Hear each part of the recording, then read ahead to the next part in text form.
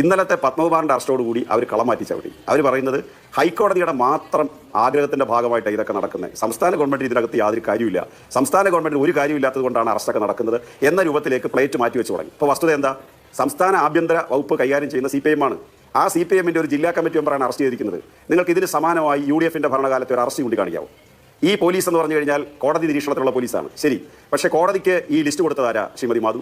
ആരാണ് ഹൈക്കോടതിയിൽ ഈ SITക്ക് വേണ്ടത് ലിസ്റ്റ് കൊടുത്തത്? സംസ്ഥാന ഗവൺമെൻറ്.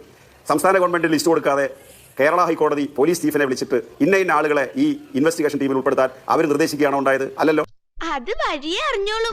ആ CPM ആണോ ആഭ്യന്തരം ഭരിക്കുന്നത് എനിക്കറിയില്ല. അങ്ങ് പറഞ്ഞ വാചകമാണ് ആഭ്യന്തര വകുപ്പ് കൈകാര്യം ചെയ്യുന്നത് CPM ആണെന്ന്. എനിക്കറിയില്ല.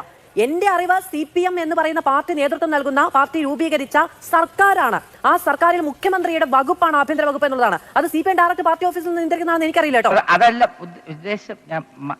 അങ്ങ് ആത്മവിശ്വാസത്തോട് കൂടി പറയുന്നു ശബരിമല സ്വർണ്ണക്കൊള്ളക്കേസുമായി ബന്ധപ്പെട്ട് CPM വലിയ ആത്മവിശ്വാസത്തിലാണെന്ന്. എന്താണ് സാർ ആത്മവിശ്വാസത്തിന്റെ അടിസ്ഥാനം? നിങ്ങളുടെ പ്രധാനപ്പെട്ട നേതാവ് പത്തനംതിട്ടയിലെ CPMന്റെ മുഖം എന്ന് പറയാവുന്ന ആള്, നിങ്ങളുടെ ഇപ്പോഴത്തെ ജില്ലാ കമ്മിറ്റി അംഗം അറസ്റ്റിലായതാണോ പുതിയ ആത്മവിശ്വാസത്തിന് കാരണം?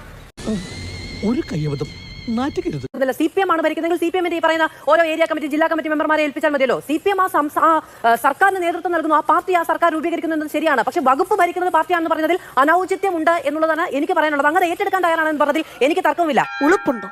ഏറ്റവും സത്യസന്ധരായ ഉദ്യോഗസ്ഥരെ നൽകി. ഈ ഉദ്യോഗസ്ഥരെ ഇങ്ങനെ സത്യസന്ധത വെച്ച് ഓരോ കോളത്തിൽ എഴുതി വെച്ചിട്ടുണ്ടോ? അപ്പോൾ സംസ്ഥാനത്തിന്റെ ആഭ്യന്തര വകുപ്പിന് കീഴിൽ സത്യസന്ധരല്ലാത്ത ഉദ്യോഗസ്ഥരുണ്ടോ? അതോ ഒരു ഗ്രേഡ് വരെ സത്യസന്ധതയുള്ളവരുണ്ടോ? അതിന് കുറച്ചുകൂടി ഒരു A ഗ്രേഡ് വരെ സത്യസന്ധതയുള്ളവരുണ്ടോ? നല്ല സത്യസന്ധതയുള്ളവരുണ്ടോ? ഈ ഉദ്യോഗസ്ഥരെല്ലാം സത്യസന്ധമായി പെരുമാറണം എന്ന നിർബന്ധ ബുദ്ധി ഈ വകുപ്പിനില്ലേ? അത് ഓരോ ഗ്രേഡായിട്ട് പെരുമാറിയാൽ മതി എന്നുള്ളതാണോ? ഉദ്യോഗസ്ഥ വീഴ്ചയുണ്ടോ എന്ന് അങ്ങ് ചോദിക്കുന്നു. കൈക്കൂലി വാങ്ങുന്നുണ്ടോ എന്ന് ചോദിക്കുന്നു. ശബരിമല സ്വർണ്ണക്കൊള്ള കേസുമായി ബന്ധപ്പെട്ട് ഏറ്റവും അധികം പാർട്ടിയുടെ വക്താക്കളും ഇപ്പോഴത്തെ ദേവസ്വം ബോർഡ് പ്രസിഡന്റും ഒക്കെ പറഞ്ഞത് ഉദ്യോഗസ്ഥ വീഴ്ച എന്ന് തന്നെയാണ്. 2019 ഉദ്യോഗസ്ഥ വീഴ്ച, 2025 ഉദ്യോഗസ്ഥ വീഴ്ച. ഈ ശബരിമലയിലെ ശ്രീകോവിലെ അടക്കം സ്വർണം അടിച്ചു കൊണ്ടുപോയ കേസിൽ ഉദ്യോഗസ്ഥ വീഴ്ചയുണ്ടെന്ന് പറഞ്ഞത് ഈ സർക്കാരിന്റെ പ്രതിനിധികൾ.